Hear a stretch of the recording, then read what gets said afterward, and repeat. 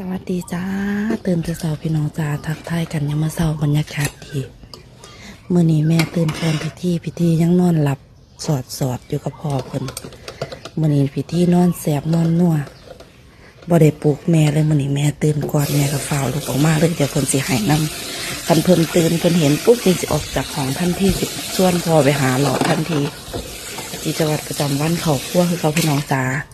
เฮ็ดแนวกินหุงเขาวไว้ทาพิธีคือเขาจ้าเช้านี้ว่าสิพัดเขาไว้เพิ่นกันเลยพี่น้องจ้านี่ในเช้านี้แล้วก็พัดผักให้พ่อเพิ่นเราคือถึงบรรยากาศดีพี่น้องจ้าเขาครัว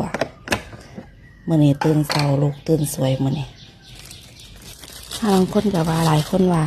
ตื่นเช้าได้เวียกหลายตื่นสวยได้เวียกน้อย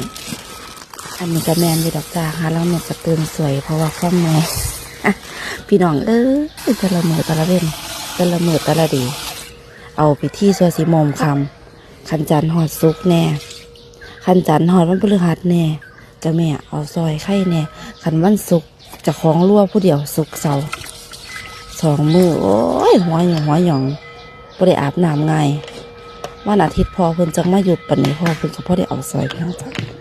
บันเทิงเมื่อมือบ่ค่อยหลับบ่ค่อยนอนพิธีก็ได้